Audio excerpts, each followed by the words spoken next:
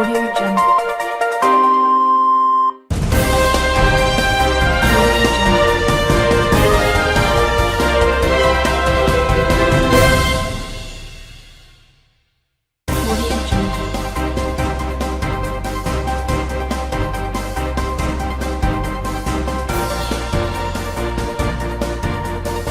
Audio Jungle. Audio Jungle.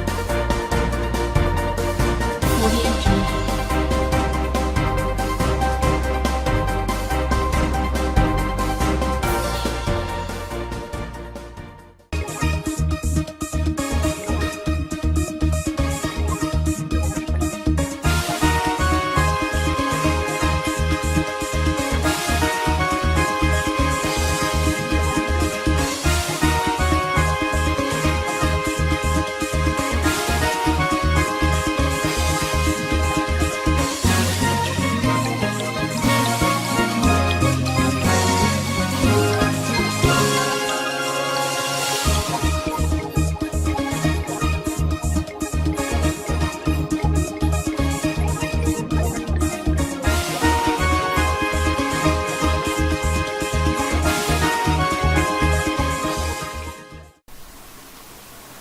Bhavnagar અને અમદાવાદ જિલ્લાના 50 કરતાં વધુ ગામો ધરાવતા દરિયાકાંઠાનો સૂકાભદ્ર મેદાનો ધરાવતો વિસ્તાર ભાલ વિસ્તાર તરીકે ઓળખાય છે.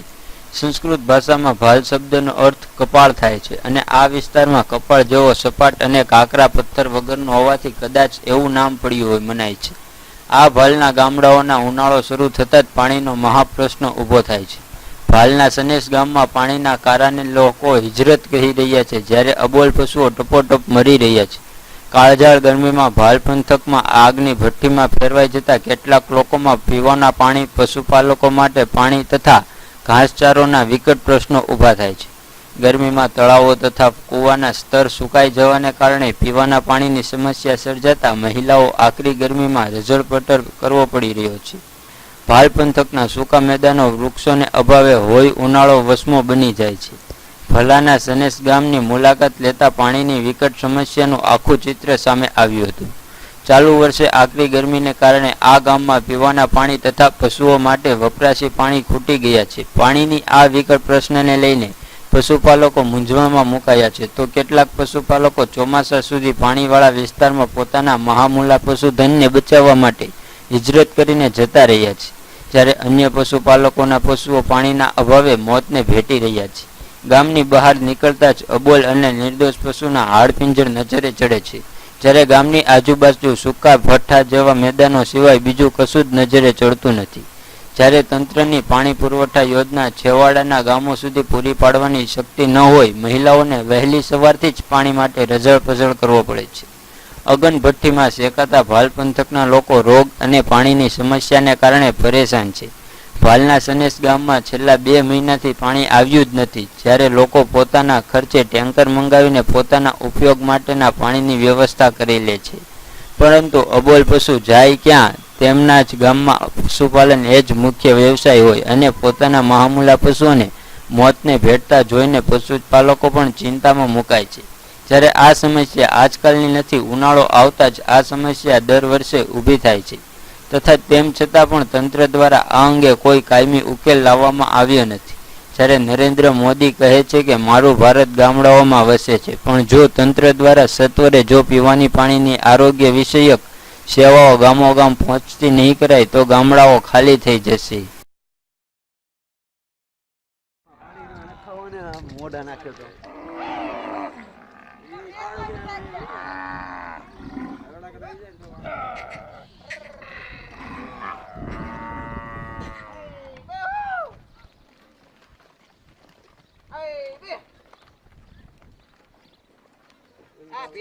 ઓછા પોતા ઉતારે, ગાયો ના ઉતારે.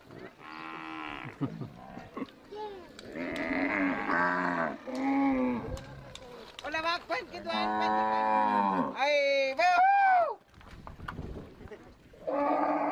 આ સીધ્યું બ્યાનો લઈ લો.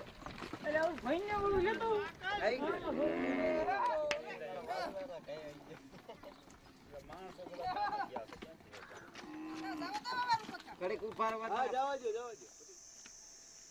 રાંધવાનો હું રોજ ફોન કરું છું, સરપંચને હું રોજ કરું છું, વલ્લભભાઈને રોજ કરું છું, બધાને રોજ ફોન કરું છું. હા હમણાં દેવમાં આવશે તારા નો રહેવું હોય તેને તૈયાર થઈ જજે એમ કીધું લેતો આવજો.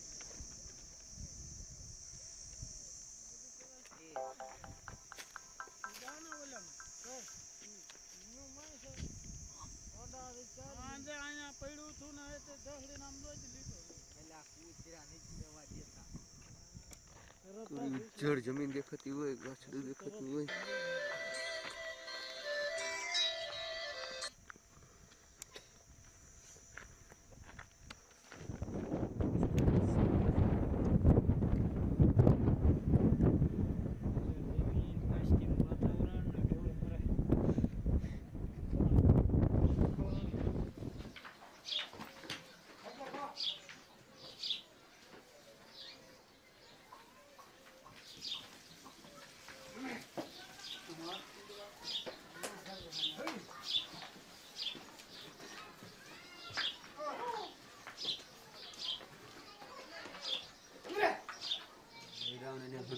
ફોન કરો ને કોકને. જ્યાં બધા બૈરા ત્રણ બીરાવને મેં જોયા. આમ તળાવમાં જ ગયા ને એક બે બાઈ બોલાય જય જસુ એક જ જસુ ગઈ કંકુ ગઈ રેજો તમે સારું હવે કાંઈ વાંધો નહીં. છોકરા બધા આમ રહ્યો આજ કરી એવો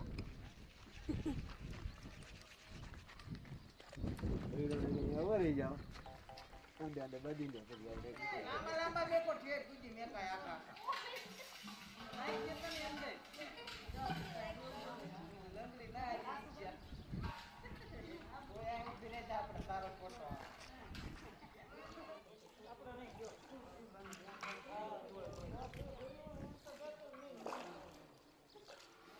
પાછી જાઓ ખાલી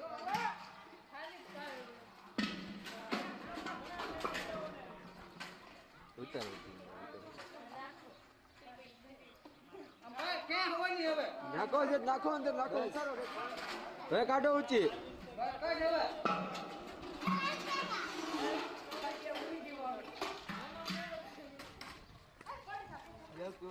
આપણે બેનને કઈ આ બાજુ ઉઈ આવો ને, બે ત્રણ બૈરા આ બાજુ ઉઈ આવો.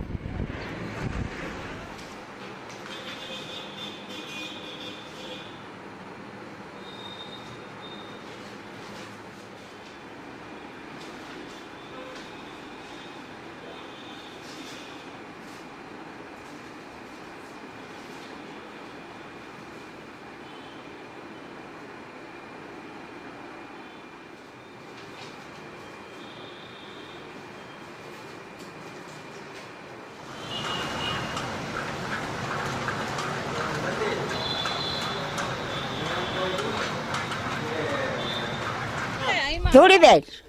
શું છે પ્રોબ્લેમ તમારે અહીંયા? આ અમારે પાણી નથી આવતું કેટલા 2-4 મહિનાથી. તરસા રહી ક્યારેક એલ ભરવા જાય તો 5 રૂપિયા દેતો કે પાણી દે નહીં કોઈ. અમારે થાય નહીં. આ વાંકા વાંકા આવીએ ઘડો લઈને હાથમાં શું કરીએ પછી? તમે બીજા કોઈને કીધું છે? બીજા કોઈ નથી કીધું ભાઈ, બોલતા આવડે ઢોરાય મરી જાય. તરસા આવેડો ભરવા પીવાનું પાણી બરોબર ને, ઘણા મરી ગયા ભાઈ. તારે GM રાજગુરુ, મદદનીશ તાલુકા વિકાસ અધિકારી ભાવનગર. હાલમાં હું વિસ્તરણ અધિકારી સહકાર અને તાલુકા વિકાસ અધિકારીના ઇન્ચાર્જમાં છું. મને ગણેશગઢ ગામના પાણીની સમસ્યા ગ્રામસભા હું ગયો ત્યારે જાણવા મળેલી, તો અમે પાણી પુરવઠા બોર્ડને તેની લેખિત જાણ કરી દીધી છે. આજે સનેસ ગામની પણ પાણીની સમસ્યા જાણવા મળી છે, જેની પાણી પુરવઠા બોર્ડ સાથે મિટિંગ કરી અને તે ગામના પાણીનો પ્રશ્નો હલ કરવા માટે તુરત જ કાર્યવાહી કરવામાં આવશે અને તેનું તુરત નિરાકરણ કરી ને લોકોને પૂરતું પાણી પૂરતા પ્રેશરથી મળી રહે તેના માટે હું પ્રયત્ન કરીશ.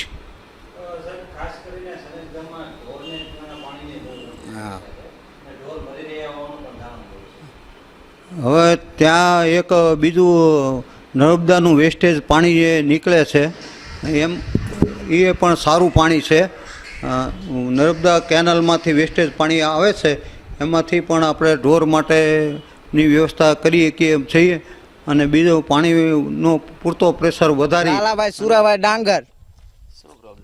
અમારા સનેસ ગામમાં પાણી 2 મહિને જ નથી આવતું. સરપંચને ફોન કરીને, નાંદવા સાહેબને ફોન કરીને, વલભીપુરે કરવી, એમ ફોન કરીને થાકી ગયા, પણ પાણી જ નથી આવતું. રોજ એમ કે કાલે આવશે, પમદી આવશે, રોજ જો આવે, હોદમાં પાણી ન હોય, લેન છે લેનમાં ન હોય. અમારે પાવા ક્યાં જાય? ઓવેડો ખાલી હોય, ઓદે ખાલી હોય. અમારે વેગડે ટાંકા લાવીને પૂરું કરવી. એ તે 2 દિવસ ટાંકા વાળો બિચારો આગળમાં આવે તારે એ અહીં રેડી જાય, નકર ન આવે. નરબતથી ટાંકો મંગાવી, નકર સાહેબ સ્પેશલ એના પૈસા એમે દેવી, પ્રાઇવેટ લાવી તારે અહીં નાખવા આવે. બીજા કોઈને વ્યાત જ નહીં, પાણી લાવવાનો જ તે. માલ રોજ 10-15 માલ મરી જાય છે, 15 ગાયો મરી જાય પાણી વગરની. તો અમારે પાણી વગર તો જીવવું કેમ? જળ એ જીવન છે અમારું. પાણી જોવે જ તે, પાણી ગમે એમ થાય. અરે હું પાણીનું દુઃખ બીજું શું હોય? ઢોર પૈસા મરીએ, ઢોરે પૈસા મરે, માણા પૈસા મરે. ક્યાં જાવું? અમારી દેશું ડાયાબિટીસ, હવે અમારી દેશું ક્યાં ઘડાવું પાડીને જાય? તો લ્યો વાત હાચી છે ખોટી? ઘણાય એટલા રોજ ના એટલા મરી જાય છે. પાણી હોય તો લુકડા જોઈએ ને. સરકારને કઈ પાણી દો. સરકાર કોઈ સાંભળતું નથી અમારું, એમ કહો. સરકાર કોઈ સાંભળતું નથી. મારા ગામનું નામ સન્નેશ છે, મારું નામ રયાબેન છે. અમારા ગામમાં 2 મહિનાથી પાણી નથી આવતું, ઢોરા મરી જાય છે વગર પાણીએ. તો સરકાર અમને પાણી આપે એવી અમારી માંગણી છે. આવી પરિસ્થિતિ દર વર્ષે આવું ઉનાળો આવે ને ત્યારે અમારે આ જ પરિસ્થિતિ થાય છે. વ્યવસ્થામાં ક્યારેક ટાંકા નખાવે, ક્યારેક ન આવે. હા, ઉનાળામાં ક્યારેક, શિયાળામાં બંધ કરી દે, ન આવે ત્યારે 15 દી, મહિના, 2 મહિના. હા, એ આગળવાળા ટાંકા નખાવે છે. એટલે ગમે એમ કરીને અમારે બીજી તો કાંઈ નથી, આવા 2 હોજ છે. આખા ગામમાં અમારે 500-600 ઘર છે.